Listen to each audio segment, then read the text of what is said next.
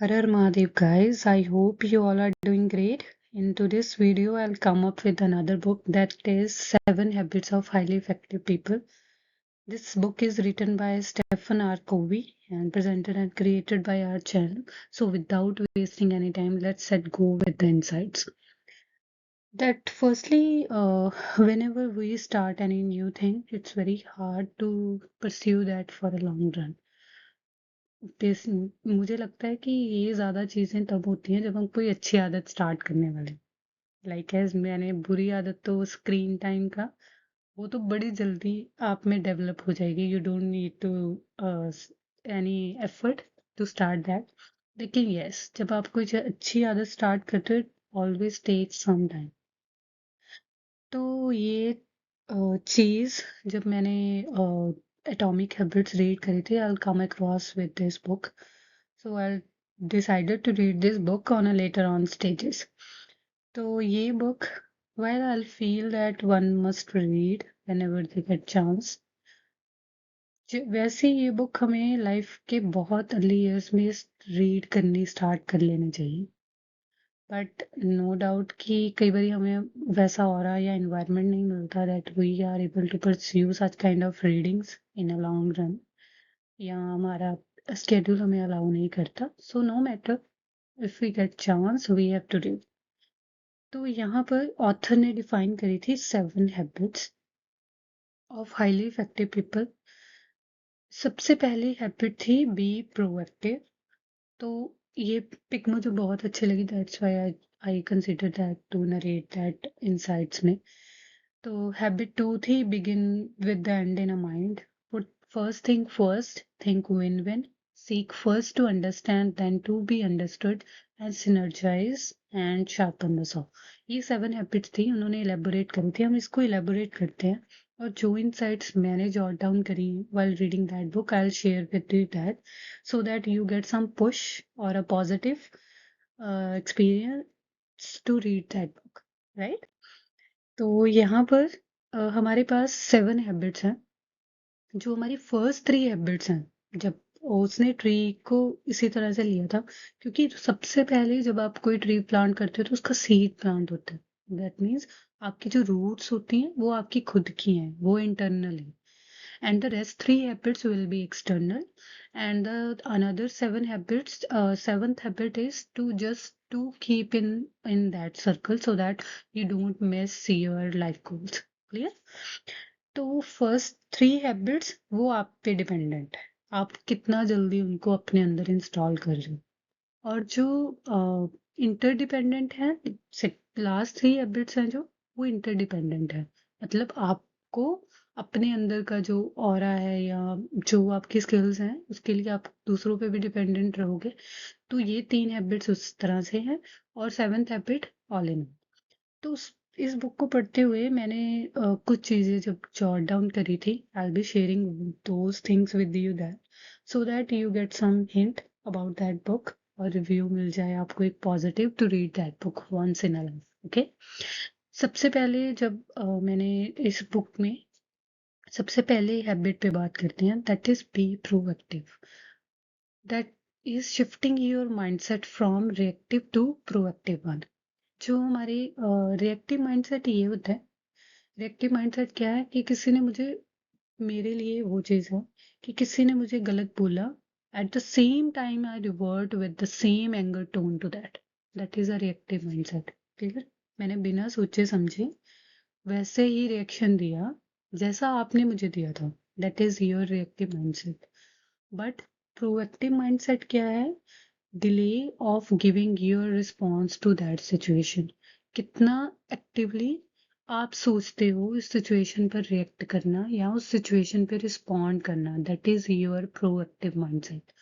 तो जब आप अपने, कभी भी आप किसी भी काम में लीड करना चाहते हो, your first habit will be to be a proactive rather than a reactive personality. क्योंकि कभी भी आप कुछ भी स्टार्ट करोगे, the first thing come from the outside world is no. क्योंकि कोई भी अपना कंफर्टेबल जोन छोड़ना ही नहीं चाहता, राइट? तो पहली आदत होगी नो। अब आप उस रिजेक्शन को कैसे डील करते हो, कैसे रिस्पॉन्ड करते हो, that is totally up to you. So try to be proactive in most of the life situation rather than reactive. क्योंकि ये चीज़ हम अपनी पर्सनल लाइफ में भी यूज़ करते हैं. कई बार ऐसा होता है कि सामने वाले पर्सन को हम अपना माइंडसेट समझा नहीं पाते. We don't have any adequate words to express ourselves most of the time. लेकिन हमारा जो रिस्पॉन्स है उस पर्सन के प्रति क्या होता है, ज़्यादातर एंगर वाला या अवॉइडेबल होता है कि हमें उसे सुनना ही ना पड़े. That is a response we are given to that person. तो better है, try to be in that situation, try to be in that person's shoe so that we can narrate our situation and understand that person as well. This is a private victory basically. और second क्या है, take responsibility of your life and your choices. Most of the time हम क्या करते हैं, हम अपनी life में हमें पता नहीं होता कि हमें लाइफ से क्या चाहिए, राइट. किसी ने कहा हाँ ये इसमें ज़्यादा ऑप्शंस हैं, we have to go with that, तो हमने अपना रास्ता बदल दी. फिर किसी ने कहा कि इसमें तो इतना नहीं है, गो बैक, तो हम लोग वापस हो गए, राइट. तो ये मोस्टली हमारे माइंड में ये हैबिट होती है. तो जब हम अपने एक्शंस की रिस्पॉन्सिबिलिटी और अपनी लाइफ चॉइसेस की रिस्पॉन्सिबिलिटी खुद पे लेना शुरू कर देते हैं, we are starting leading our life और driver of our life journey. We become a better person. तो जब आप प्रोएक्टिव में ये पॉइंट था ये, तो उसके बाद था align your action with your personal values and mission. जब कभी भी हैबिट 2 को इंस्टॉल करते हुए उन्होंने बोला था कि जब कभी भी आप लाइफ में कुछ काम करते हो, don't think about the beginning of that situation. हमेशा उसका एंड सोचो कि उसका रिजल्ट क्या होएगा. If you are doing something, आपको लग रहा है कि वो चीज़ स्टार्टिंग में, सपोज करो if I started a YouTube channel और फॉर एग्जांपल हमने कुछ ऐसा सोशल मीडिया पे कंटेंट पोस्ट करना शुरू कर दिया. अब हमें स्टार्टिंग में व्यूज़ आए भी और नहीं भी आए, हमने अपनी पर्सनल लाइफ सारी रिवील करके रख दी. और उसके बाद और एट द एंड मुझे पता चला कि मैंने अपनी पर्सनल लाइफ पूरी खराब कर ली है in order to impress another people, जिन्हें मैंने कभी लाइफ में देखा भी नहीं है, ना ही कभी देखना है. क्लियर. मैंने एक फेक कम्युनिटी के लिए खुद को सारा खत्म कर दिया to get just a views और कमेंट्स जो कई बार जेन्युइन हो भी सकते हैं और नहीं भी हो सकते. क्लियर. तो इस तरह से when ever you start any work, don't focus on your starting point, focus on a end, how you want to present yourself in a long run. तो वो डिसाइड करेगी आपकी habit two. Begin with the end in your mind कि उसका and point क्या होगा, जिस direction की तरफ आई एम हेडिंग टूवर्ड्स, उसका एंड क्या होगा, whether I am happy with that and, whether I am considering that and in my mind. तो जब आपके पास वो विजन क्लियर होगा, तो आपके जो मिशन होंगे और जो वैल्यूज होंगे उस हिसाब से डिजाइन होनी शुरू हो जाएंगी. क्लियर. उसके बाद है focus on activities that contribute to your long term goals. कई बार ऐसा होता है कि if I am talking about my self, हम लोग क्या करते हैं, हम दिन में सबको खुश रखने के चक्कर में we are the forget our about our own choices और our own goals in just to make another person happy. Clear. तो इसमें क्या है, put first thing first, focus on your activities that contribute to your towards your long term goals. कई बार ऐसा होता है कि हमें आज सपोज करो हमारे पास आज वीकेंड में ऑफ था and we are going to do something, try some new activity which need some time, right. उसके लिए लर्निंग भी चाहिए, उसको एग्जीक्यूट भी करना है, उसको मॉनिटर भी करना है, सो वी नीड टाइम. लेकिन क्योंकि अब हमारे फ्रेंड्स हमसे नाराज ना हो जाएं, we are delay that project. Clear. तो इस तरह से आपको ट्राई करना है, if they are your genuine friends they will be understand your situation when you narrate. तो उसी तरह से इन्होंने पुट फर्स्ट थिंग फर्स्ट को ऐसे नरेट करा था.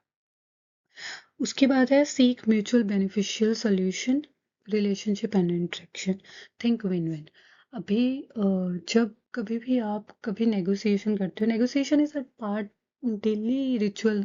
हम हर हर दिन नेगोशिएशन करते हैं। हर दिन हम किसी के साथ बात करते हो, राइट? तो always consider about that situation which is give you some win to you as well as another person as well. कभी आप ज़्यादातर हम इसे बिजनेस पे अप्लाई करते हैं कि कई बार आप बिजनेस करते हो, आपको लगा कि आप एज अ बायर भी हो, आप एज अ सेलर भी हो, क्लियर? तो उस टाइम पे हम लोग कई बार ऐसा होता है, मेरा फोकस है कि मुझे अपना प्रॉफिट कंपनी का मार्जिन ज़्यादा रखना है, but at the same time I have to be respect their effort as well, right? तो अगर सपोज करो मुझे कभी पता भी चला कि वो company that company is at risk, तो वो अपना जो प्रोडक्ट है वो बहुत ही सस्ते में भी कर रही है, but at the same time in long run if I want to build the relation with that company that wouldn't be possible, क्योंकि मैंने उन्हें अपने सेल्फिश मोटिव के लिए मैंने उन्हें बहुत कम पे किया था, राइट? तो always try to think about win win situation of another person. तो वो चाहे आपकी पर्सनल लाइफ हो चाहे आपकी पब्लिक लाइफ हो, उस टाइम पे ये रूल बहुत काम आता है। उसके बाद है next, communicate clearly and respectfully to build stronger relationship. कई बार ऐसा होता है कि हम किसी से बात करते हो तो वी आर थिंकिंग कि शायद उसे बुरा लग जाएगा, क्लियर? तो हम लोग क्या करते हैं, चलो कोई बात नहीं, हमने सहना शुरू कर दिया। Try to communicate clearly your views or your values so that another person will get some knowledge about your personality beforehand, rather than कि आपने सिर्फ उस पर्सन को खुश करने के लिए आपने खुद को इतना ज़्यादा चेंज कर लिया है, बट वो पर्सन तो आपको वैसे एक्सपेक्ट ही नहीं कर रहा। Try to show your true colour whenever you meet someone, rather than impressing someone, try to focus on expressing your in a very better way। जब कभी लाइफ में आप किसी को मिलते हो, try to be communicate clearly and respectfully as much as you can. चाहे आप उसको खो भी दो, लेकिन आपके मन में वो रिग्रेट नहीं होगा कि आप उसे अपने क्लियर पॉइंट ऑफ व्यू समझा नहीं पाए, क्लियर? उसके बाद था embrace teamwork and collaboration to create solution better than individual efforts, yes। तो इस हैबिट 5 में था ये कि सबसे पहले जब आप ट्राई करते हो कि कोई आपको समझे, उससे पहले आपको उस पर्सन की पर्सनैलिटी को समझना चाहिए, राइट? तो ड्यूरिंग कंपनी यहाँ पर वैसा पर्सपेक्टिव लिया गया है, आप उसे अपनी पर्सनल लाइफ के साथ भी ट्रीट कर सकते हो या रिलेट कर सकते हो कि embrace the team work and collaboration to create solution better than individual effort. कई बारी हमें टीम वर्क embrace करना चाहिए और collaboration create solution to rather than individual effort, क्योंकि जब हम किसी ऑर्गेनाइजेशन में काम करते हैं most of the time we are bound to work in a team rather than individual. बहुत कम टास्क होते हैं जहाँ आपको अपॉर्चुनिटी मिले to express yourself individually, rather than कोई भी अचीवमेंट आपकी एक टीम एक्टिविटी के थ्रू होती है। तो ये हैबिट आपको हेल्प करेगी। सिनर्जाइज का मतलब होता है कि to be in a similar energy, और वैसे टेक्निकल या केमिस्ट्री के टर्म में बोले तो सिनर्जाइज का मतलब ये होता है। तो उसी तरह से जब आप किसी टीम में काम करते हो, try to be with that work with that team. तो कई बार कई लोगों को आदत होती है कि जैसे किसी को बटरिंग की आदत होती है किसी, सो दैट कि उस टीम में से वो अलग से शाइन करके आए, क्लियर? तो बेसिकली यहाँ पर वो हैबिट है, try to be synergise, try to be in convert or translate your energy with another people or another group base। Seventh habit थी शार्पन द सॉ। तो इसका मतलब क्या है कि कई बार ऐसा होता है कि हमारा माइंड भी एक ऐसी चीज़ है जिसमें आप कुछ भी प्रैक्टिस डेली करते रहते हो तो वो आपकी हैबिट बन जाती है। जब आप उसको कंसेक्टिवली प्रैक्टिस नहीं करते, कई बारी कर लिया फिर छोड़ दिया, तो somehow you forgot that values as well. तो उसी तरह से उन्होंने यही बोला है कि continuously renew yourself in your 4 areas: physically, mentally, emotionally and spiritually।